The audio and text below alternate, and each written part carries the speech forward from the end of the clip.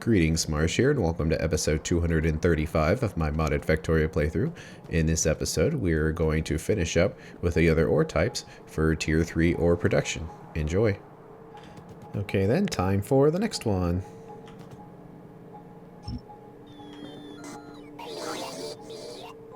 And the massive bots will quickly get here.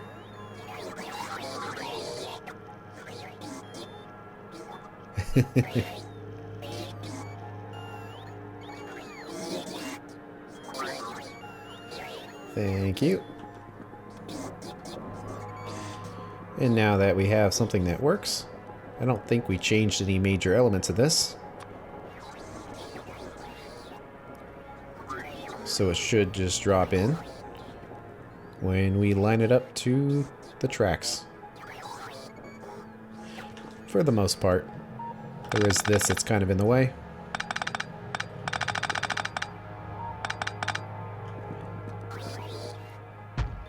But there we go. Let's see, why isn't this running? Alright, so it's full on slag slurry, but it's not using it, so we gotta figure out why. So it seems like it is using it. It just can't use it fast enough. And the problem here seems to be too much sulfuric wastewater. We could certainly boost production up here if we update those. Can probably boost all of those machines by upgrading them to the next tier and throwing modules in there.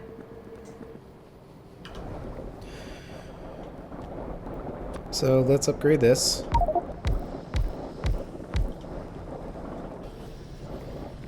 Part of it could just be too that they're not consuming sulfuric wastewater fast enough. Or it could just be a flow rate thing. Let's mash a pump in here. Let's see what that does.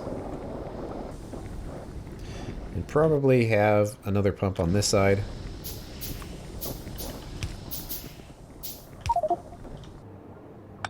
To make sure that flow rate is not an issue. And hook it up.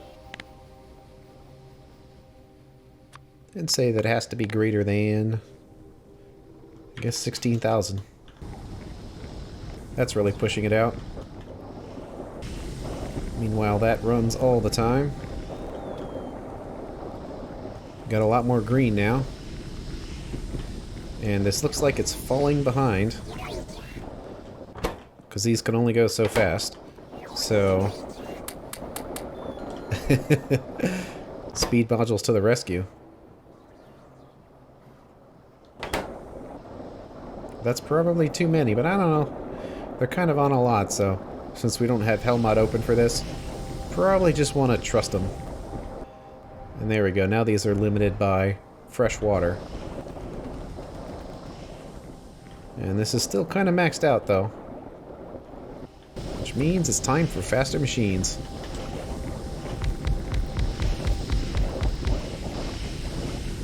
Well, they're still going. Although they are kind of crushing through this, which isn't necessarily what I'd want to see, so that could be part of the problem. Oh, I might have just had this set backwards, because this needs to input in there. So, since this has already been processed, there's no reason why it wouldn't continue to be processed. So there needs to be no condition on there at all, just pump is on all the time. So now it's going down. So that would explain why it wasn't working right. So basically, we want this to like be above 10,000. It's basically just a buffer, so we all pretty much always want it to be on. So it seems like in this situation we want it to match the mineral sludge, because that's the output. It's not turning on anymore. It's starting to build up the slag, which means that error was fixed. Guess we didn't need to beef this up. But I guess kind of we did, though, because it kind of showed you how fast it could potentially run. We kind of need to do the same for this side. We're kind of mixing and matching our setups here, because we hooked it up to that, But this is the setup for slag, not for crushed stone. But honestly, it doesn't really matter. And we're kind of overlapping our logic here. So at some point, all of this will have to be rebuilt in a more sensible way. But I think we can attach it on here. So we need to hook up this wire first to these.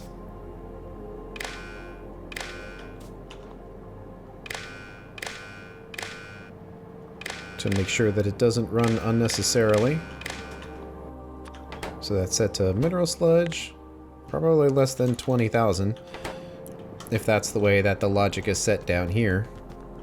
It's not, it's different, and that makes sense because there's different priorities. So we'll just match it. So there's all the slag slurry. We want it to continue. And we'll need a tank here next to where the logic is, but just remember to pump it straight out. So hook it in there. Give it a tank, let it fill up. And let those all hook up. Although we do need to be careful that these two systems don't interact with each other because they have separate logic. So we'll put a pump in here to make sure that the flow only goes one way. Could use the one-way valve, but might as well just use the pump at this point. It'll work in the same way where we have a wire going down and an extra circuit condition. Let's just send the green wire down. So if the slag slurry is more than 10,000, give it a green square. And this works if there are any green squares. Okay, that should be pretty good. Let's do the same upgrades we did to the other one. Just to get them equal. And if one side needed it, then the other side probably does too. Got to make sure that the crystal slurry side is doing alright. Seems like it is not because it's pointed the wrong direction. So we got to get that in there. And remove the enabled condition. Man, the pipes in this place are getting pretty complicated at this point. We don't really care too much about it being perfect, just that it seems to be running okay. So mineral sludge is doing fine, so that completely emptied out in all of that time setting that up. Hopefully the robot's finished. The next line here. Seems like they did. So we got some stuff to configure. Steer it tight. Then switch this to steerotite, which gives us sulfuric and yellow geodes.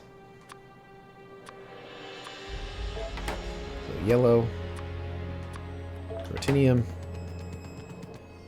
This goes back to sulfuric, and these get adjusted to sulfur. We have yellow geodes right here. Stereotype crystals, and they use sulfuric, which means we don't need a separate acid pipe.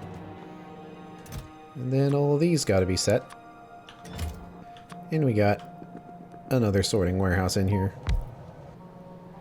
Okay, I think that's most things here.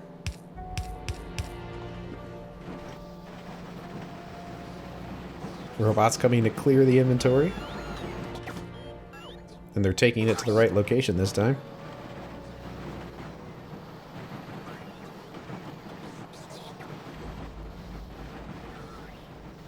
Yeah, it's not completely compressing the belts, but one thing it is doing, at least in the short term, is using all four of the input belts, so it seems like it's doing pretty decent for what it is. Although we don't have any water, so this won't work very well.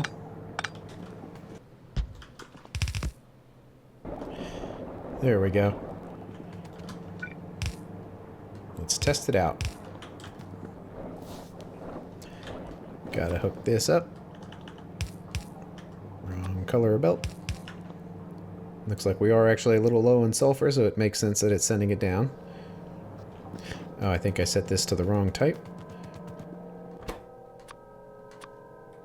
There we go.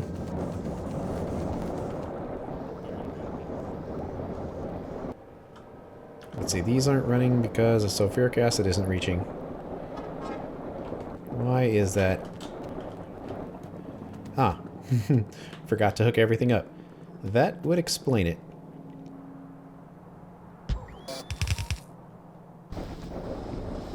There we go. Seems like these things aren't quite maxing out the belt as I would expect them to. So we have 60 per second, and it says we need 4.7 inserters. I wonder if these calculations are just kind of wrong, because it doesn't seem to be maxing it out. Well, Hellmod seems to think so, but the inserter throughput mod doesn't seem to think so. So we'll hook up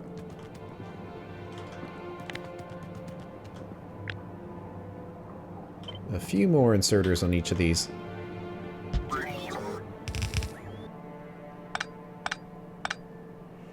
Get rid of some of these extra inserters in there. Get all this hooked up again. That seems like another color successful. Looks like we're perpetually short on iron here because we keep breaking it. But oh well. The bus has logic and should continue to work properly. So we'll take off from right here down to in here, but we don't want to rip out the mine. So that might be kind of tricky getting it to fit in there. It's always so neat to see all the robots do that.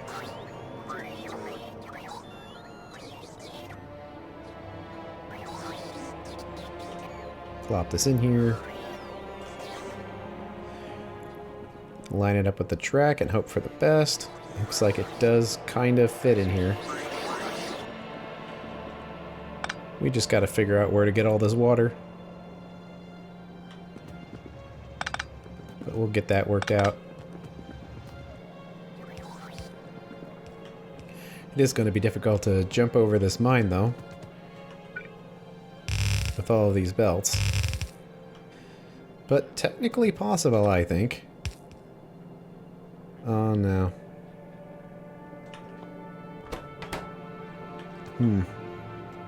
Well, I don't really want to zigzag it, just for this. So I feel the best solution here is to perhaps use Prospector to clear that out. Then we can scan the mines we do have access to and just go over the rest of it with the belts. And it looks like Prospector finished up with all these mines, so at some point we'll need to start pulling from these. Yeah, but that can wait until later. For now, we can scan a few of these and see what we get access to. Because we need to get rid of those ones, and that should get us across the mine. Although these things aren't mashed in here particularly tight, because they certainly could be mashed in more. So how about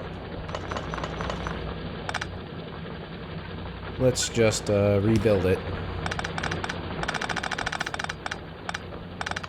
Once all that scanning is done. Using whatever space is left. That will allow the belts to go through. Okay, the bots are working on this. Getting the modules in here, but we can switch it to Jivolite, which is purple geodes. And it makes sense, it's following how it is oriented in the menu. And that does fluoric wastewater.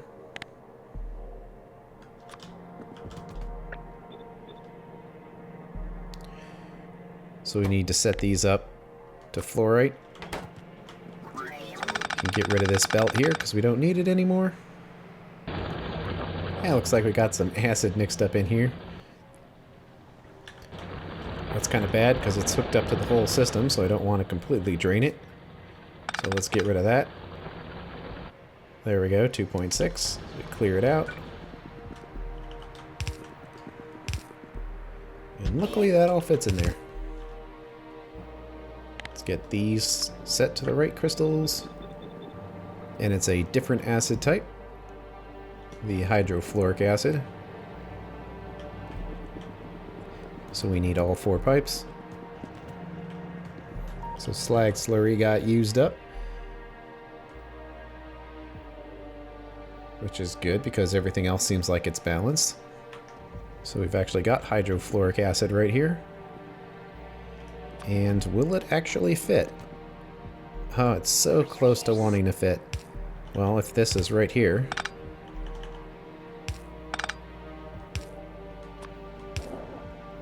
then I think it can. So we should be filled with acid. We are. Unhook that for a second, so we can continue to test it. And I think we're ready. Guess we'll find out when we hook stuff up. And we gotta realign all of these belts here. And they're all going. Let's unhook this for now so we can pay attention to it.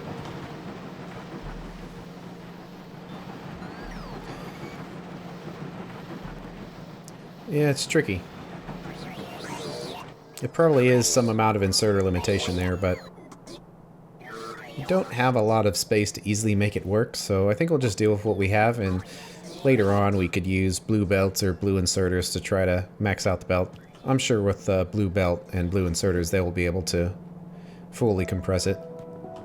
But it's not that important unless we're running low, because we have this sorting warehouse here, so they will be able to put all of their input onto one belt if necessary. So this is all running. Fluorite's a little low, so that's why it's on, which makes sense. Well, that seems good. The resources made it to the end. And slag slurry and crystal slurry is low, which is what we would expect, because it's basically just punching it into these pipes here. Let's see, this isn't connected. There we go. Okay. Last one. About time, right? Let's pick up what we can here. And take it down to the end. Meanwhile, we can get the rest of this hooked up. Oh, this one didn't line up right. It's hard to see with all these bots. Ah! There we go. So I think we have the chunks going up in there. They're slowly charging, but that's okay. Last one. Will it still line up with the rail? It looks like it. Although unfortunately, a lot of this mine is going to be blocked. We'll still get something out of it probably, but not much. Well, we'll see how it works. If it works, it works. And if not, we'll build a supplementary mine somewhere. So there we go. Okay, time for the final switchover. This time, sapphirite. Then lots of extra belts we don't need here. Set those to sapphirite. It shares the same acid, so we can go there and get rid of the third pipe here. This one needs to be blue geodes, and all of these need to be set. There we go. Getting loaded. And we got to get these last 2 waters filled in. Looks like we can basically copy this over. Still fits. Okay, water got up in here. It's good to go. Let's just get these last few belts lined up. The bypasses going to Cooper Confer. Okay. How does it work?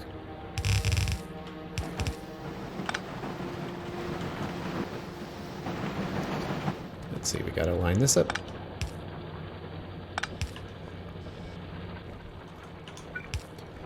Okay, let's keep it going.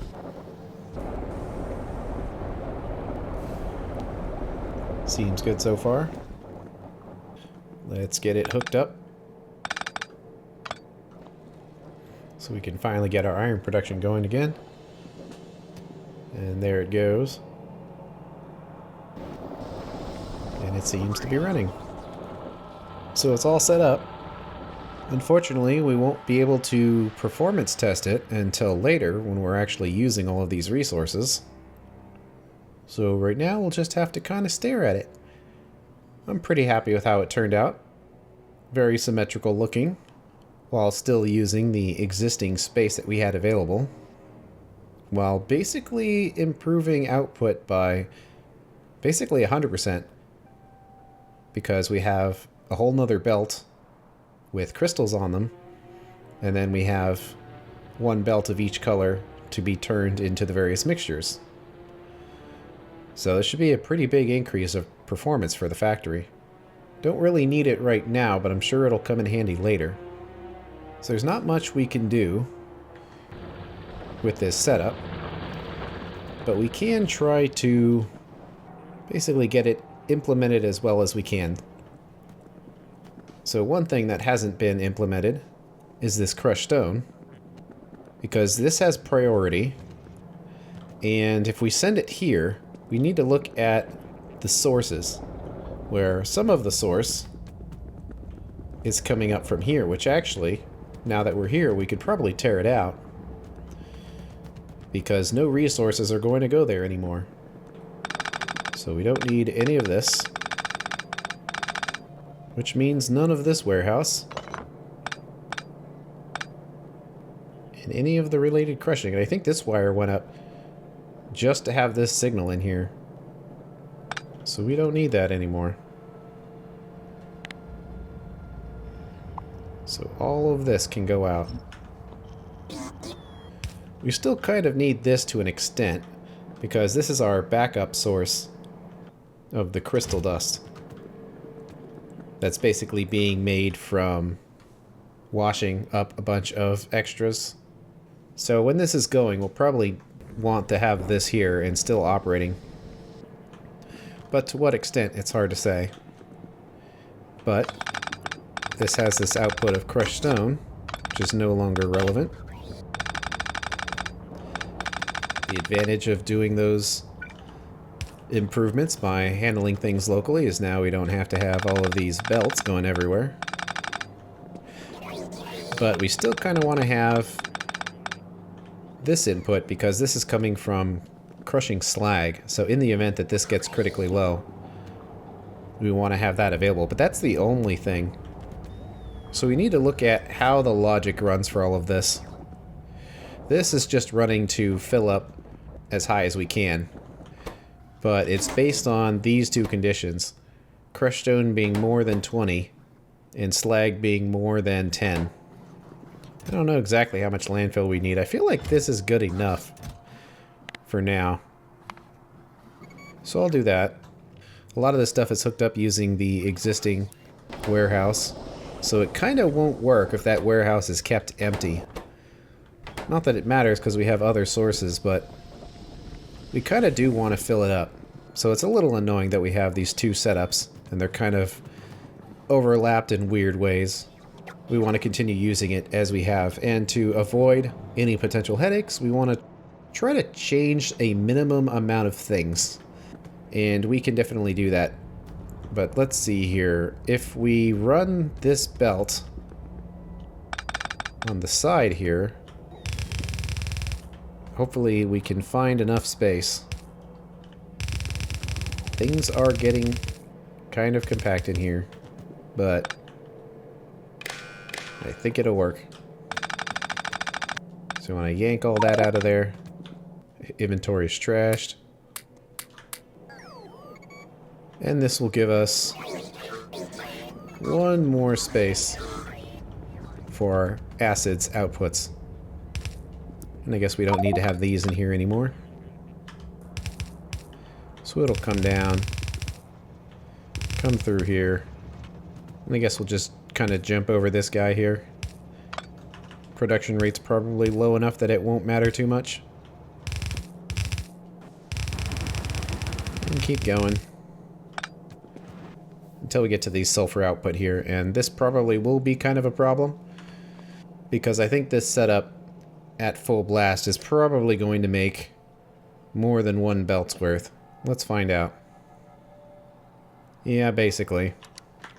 We would kind of need to change out a lot of these and have a second belt going down, and I don't really want to do all of that. So we'll see what we can do here. Well, this will be kind of zigzag, but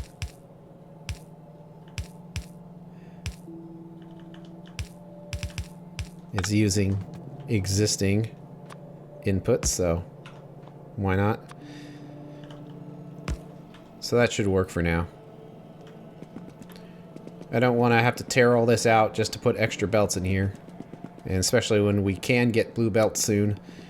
And as you can see, most of the belts are pretty empty right now, so I don't want to make trouble where there isn't any, if that makes sense. So now that we have this, we can hook these up, so this will have priority for crushed stone compared to getting it turned into the slurry. And that will make sure we have what we need, essentially for making bricks, but also so the logic for these filtration units work correctly. And we'll have to see how it works over time. But what I would expect to see would be for it to basically fill up almost to the top. And it's fine if it does, because there should be logic on hand to clear it out. And the only thing we're low on is iron, and we're working on it. It's out, but it takes a long time to make steel, so I think all that's working okay. So if we just let it go, it should be fine. So now, kind of the only thing that's left here is clearing out all this junk in our inventories and hoping it gets sent to the correct location. To make sure it doesn't go here, because we have a lot of junk, we will set this to closed.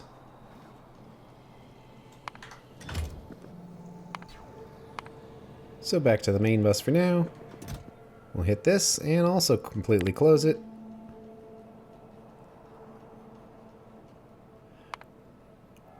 And see what happens.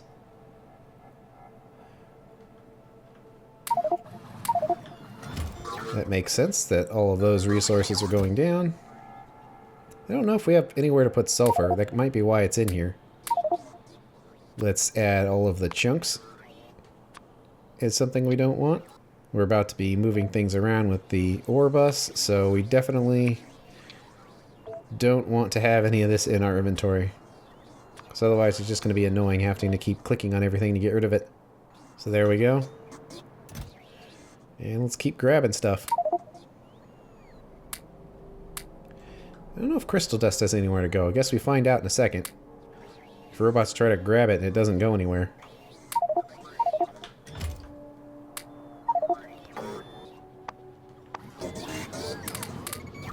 Gotta try to clear all these out as well. Want to try to put this stuff at its happy spot if possible. I think this is the best place for sulfur. As long as it only has one place to go, it should work just fine. And we gotta make sure it's all connected. Gotta chase all the junk in our inventory. Because we can do the same for sodium nitrate.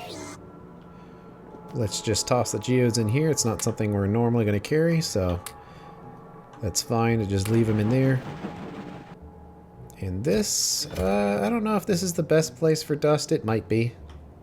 Let's just assume that it is, and I will fly so the bots can't complete our request until we've set this.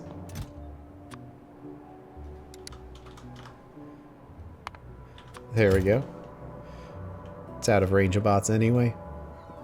Trying to get this cleared out as best I can. Can probably add in the acid items as stuff we don't want in our inventory. And now the real test. All of this junk.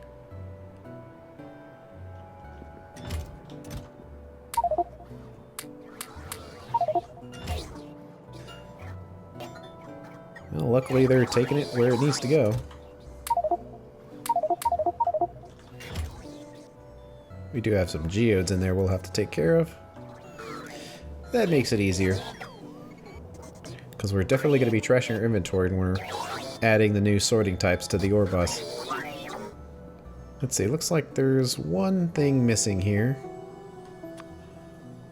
So let's add it back in.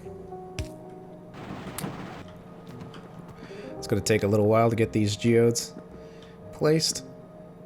But something else we can do is just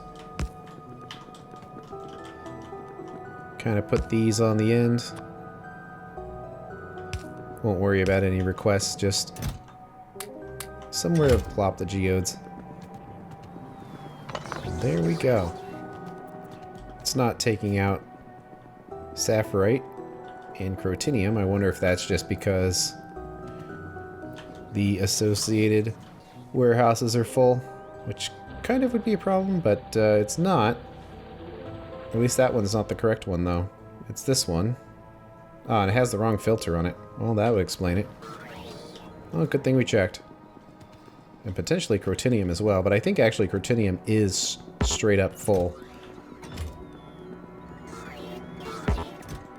And that one's pretty full, too. That one definitely needs to be the sapphirite.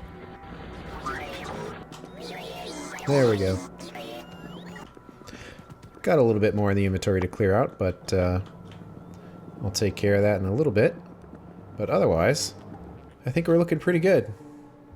We've got the crystallized versions of everything added.